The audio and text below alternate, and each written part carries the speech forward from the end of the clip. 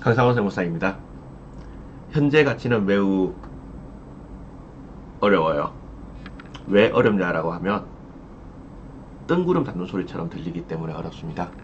그리고 너무 여러 군데서 등장을 합니다. 그리고 어떨 때는 투자자 입장에서 회계 처리가 있을 것이고, 어떨 때는 자금을 빌린 입장의 회계 처리가 있을 것입니다. 현금이 흘러간다라고 하는 것은 누군가의 돈이 누군가에게 빌려준다 혹은 늦게 받는다 이런 이야기를 하고 있고, 그 가치를 평가하겠다가 현재 가치입니다. 흔히 이자율이 올라가면 채권 가치가 떨어진다 라는 이야기가 있습니다.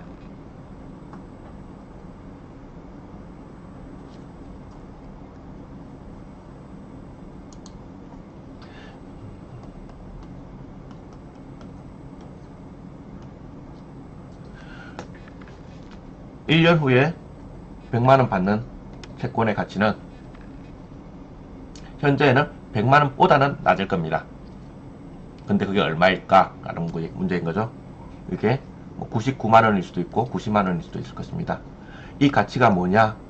라고 했을 때, 예전에는 채권 시장이 없는 시절에는 이 가치를 잘 알 수가 없었을 겁니다. 근데 채권을 포함한 선물 옵션의 가치가 측정하는 모형이 나왔죠. 그게 바로 1973년도에 나온 블랙숄주 모형입니다. 현재의 가치를 계산해내는 방식이 생겼죠. 현가라는 게 생겼습니다.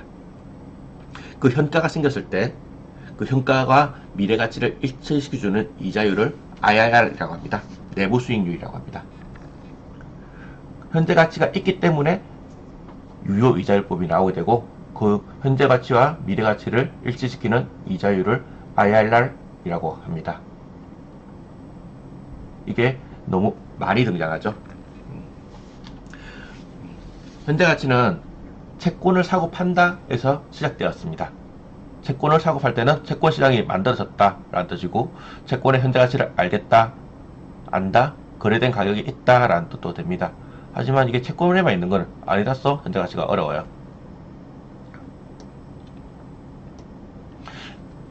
금융상품을 팔기 위해서 등장합니다.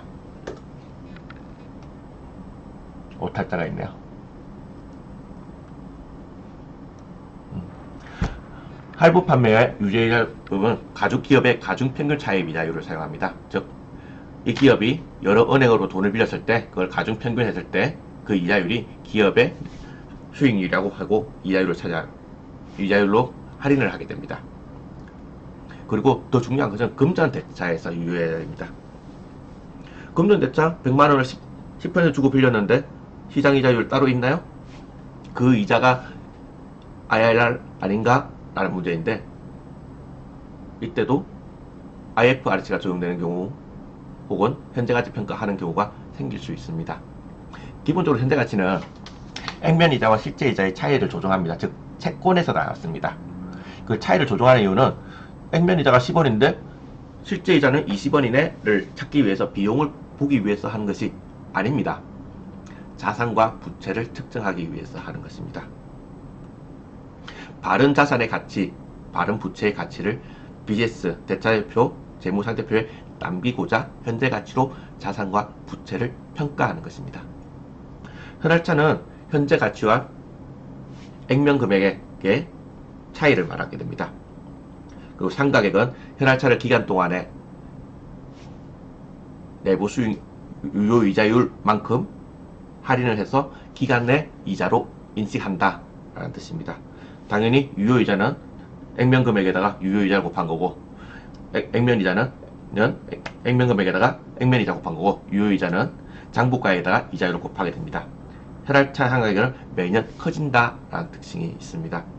이 내부 이자가 있는가, 혹은 기업의 가중평균 차입이자를 사용해야 되는가, 기업의 차입금이 하나면 어떻게 가져진가에 대해서 거의 철학에 가까운 영역에 문제가 있는데, 이 부분에서 가장 중요한 것은 어떤 유형이 있다, 라고 유효이자법이 있다 인 것 같고, 그 내용의 나라 어떻게 결정된다를 보고 어떻게 활용한다를 찾아보도록 하겠습니다. 일반적인 부기의 영역일 때 1930년대 회계일 때, 1970년대 회계일 때 회계 처리 방식이 달라지게 되는 거죠. 예전에는 돈을 빌릴 때 돈 빌리고 돈 빌리 비용, 취급 수수료 비용 처리하고 갚을 돈 부채로 달았습니다. 즉 100만원 빌렸는데 취급 수수료가 10원이고 나한테 수준에 90원이 떨어졌다 라고 했을 때 10원이 비용을 처리했습니다. 그리고 이거에 대한 이자를 줄 때 1원을 줄 때 현금 1원 나갔다 이거 비용 처리했습니다. 그거 돈 갚을 때 100원 갚으면서 부채가 없어지면서 현금이 나가면 처리가 되었습니다. 요게 부기 시절이죠. 1930년대는 이렇게 처리를 했습니다. 그런데 현대에서는 이 취급수수료 사실상 이자 아니야? 현실은 이자인 거잖아. 아파트 팔면서 분양가를 지키기 위해서 발코니 옵션 가격을 높게 받는다.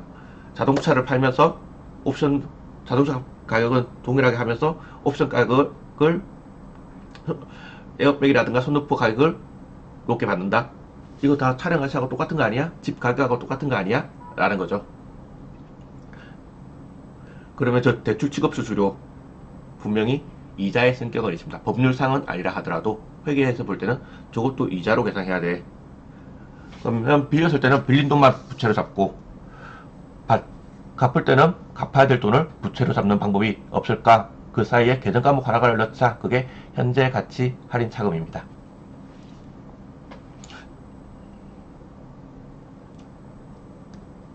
현할차의 목적은 현할차는 부채의 차감 항목으로 표시됩니다. 이거는 돈을 빌려올 때.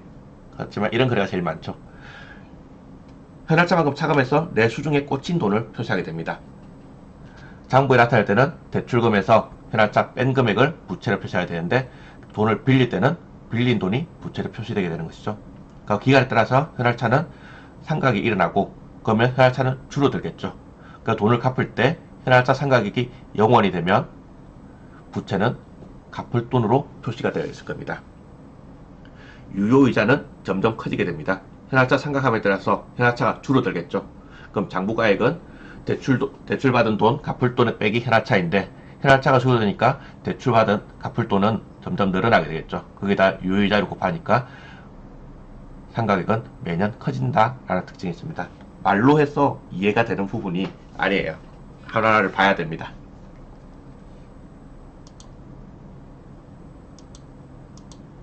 예시를 들겠습니다. 약정 금액이 100억입니다.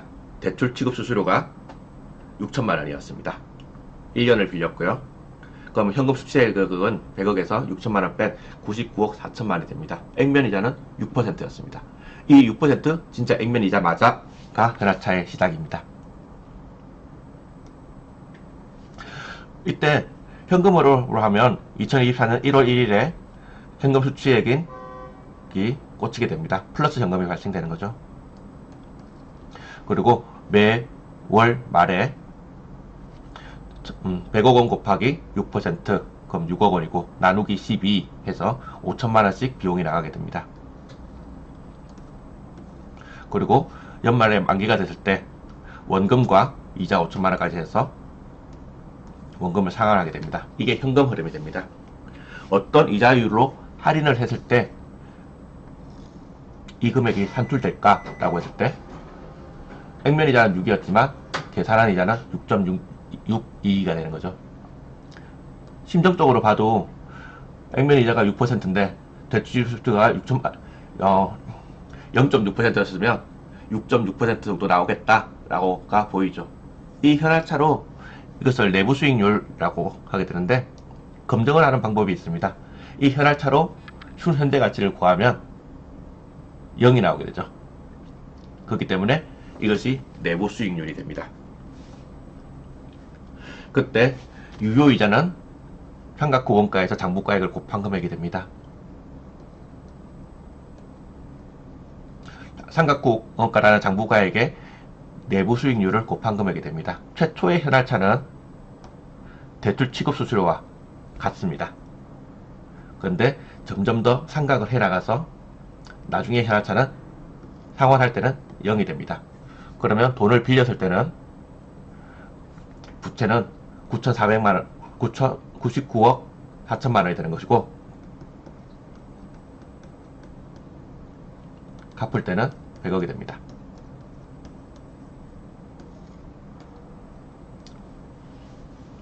다시 이렇게 본 현황차는 분명히 어렵고 복잡한 방법입니다. 새로운 이자율을 만들어내죠. 하지만 빌릴 때는 내 수중에 꽂힌 돈이 부채로 잡히고, 갚을 때는 갚아야 될 돈이 부채로 잡힌다라는 장점이 있습니다. 사실 그것보다 좋은 장점은 뭘까요? 복잡한 그런 단점일 거고, 부채가 줄어들죠. 현황차 현재 가치를 계산하지 않았을 때는 100억이란 부채가 잡히지만, 현황차를 회계를 하게 되면 99억 4천만원이 부채로 잡히게 됩니다. 즉 단기의 비용을 이완하는 효과가 있다라는 것입니다. 비용은 기간으로 배분하게 됩니다. 이 6천만원을 단기에 인식하지 않고 상환할 때까지 나누어서 인식한다 라는 것이 현황차가 장부를 제대로 측정한다도 있지만, 이것이 재무제표를 건실하게 만드는 역할도 있다 라고 할 수 있을 것 같습니다. 이와 비슷한 것들이 더 있죠. 리스가 있습니다. 리스는 운용리스와 금융리스로 나누어지는데, 여기도 현재 가치가 들어가 있습니다. 금융리스는 돈을 빌려서 자산을 취득하는 것처럼 회계 처리하게 되고, 운용리스는 렌트카 이용료 내는 것처럼 회계 처리를 하는 게 원래 그랬는데, IFRS에는 두 개의 회계체가 똑같습니다. 그렇기 때문에 장부를 봐서 이게 금융리스인지 운용리스인지는 구분할 수가 없습니다. 일단 이 회계 처리 내용을 본다 그러면, 리스를 했을 때 리스 자산을 잡고 리스 부채를 잡습니다. 그리고 리스 자산은 감가상각해 나갑니다. 그리고 리스 부채는 이자율만큼 상환해 나갑니다. 그러면 끝났을 때 리스 부채는 0이 되고 리스 자산도 0이 되게 됩니다. 즉 자산은 비용을 통해서 투입되고, 부채도 이자 비용을 통해서 이자율만큼 인식해서 부채의 상환을 처리하게 된다라는 것이 있습니다. 이때 이자가 유효이자를 보게 되죠. 문제는 회계 처리가 현재 가치를 측정하기 위해서 유효이자라는 걸 도입을 했고, 그것이 복잡하다. 하지만 이제 현대 회계의 흐름이기도 하고, 중소기업을 안 해도 되지만 했을 때 자산이 건실해질 수 있다 까지 본 것 같고, 세무가 어떻게 할 것인가가 매우 복잡해집니다. 세무까지 봐야지 다 봤다라고 할 수 있죠.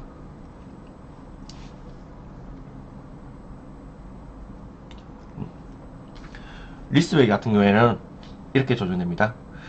리스 자산 8억에 리스 부채 8억. 근데 리스 부채 중에서 3억은 단기의 비용 이자로 리스로를 3억 2천만원 주면서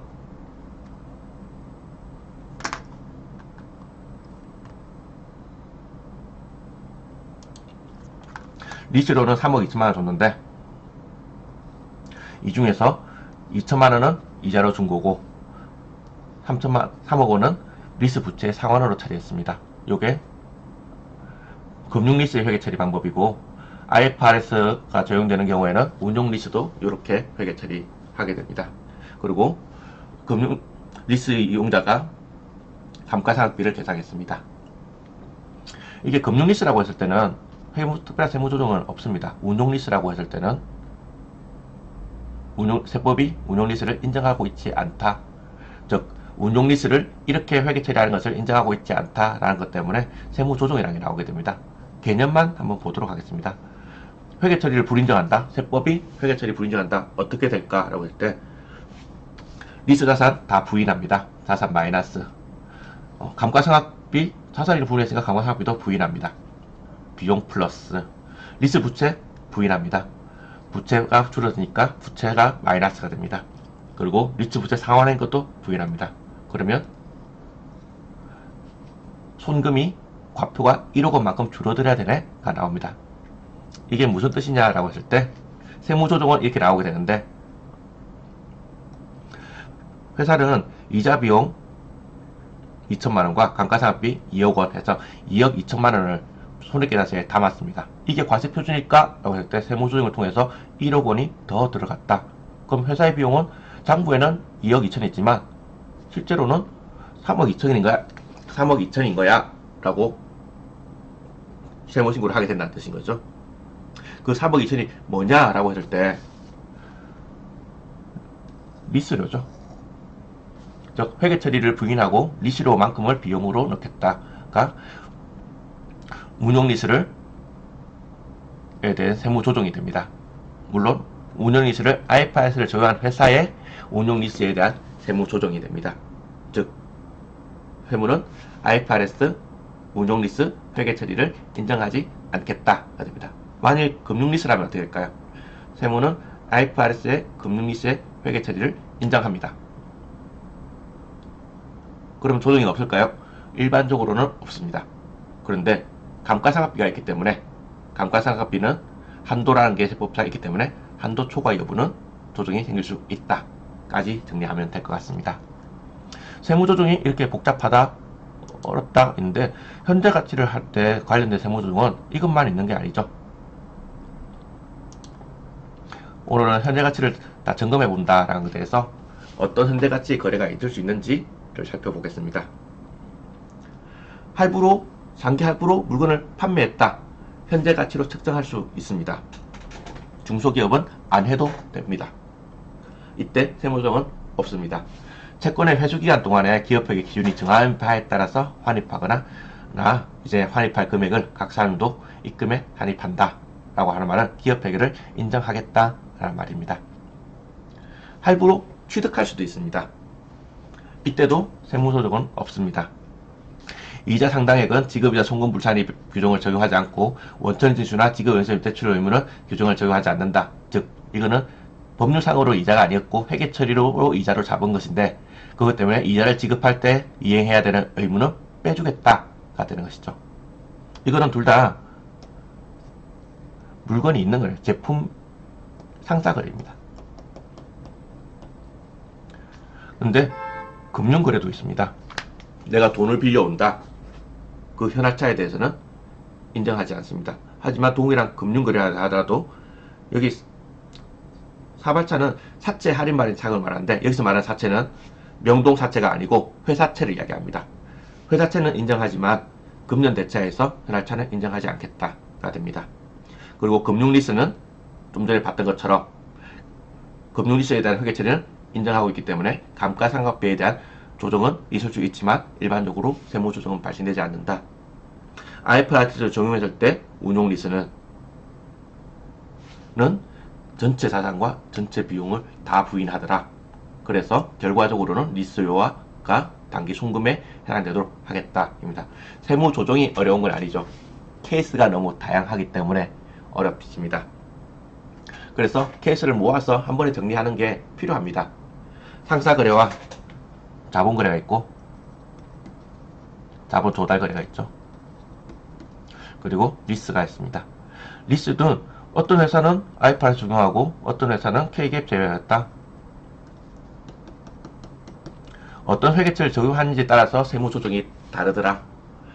똑같은 현재가치 측정했다 하더라도 자본거래인지 재화와 용역거래인지에 따라서 회계처리가 다르더라. 자본거래라도 유가증권 시장에서 되어 있는 건지 아니면 그냥 돈 빌린 건지에 따라서 회계처리가 세무조정이 다르더라가 중요한 부분인 것 같습니다. 다시 말하면 현할차라는 키워드가 중요합니다. 현할차랑 현재가치 할인 차금이 있다.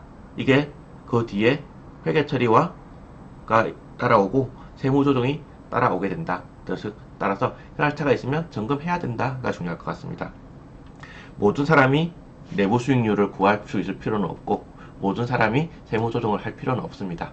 다만 업계에 있는 키워드를 알고 있으면 협의하면 될 것 같습니다.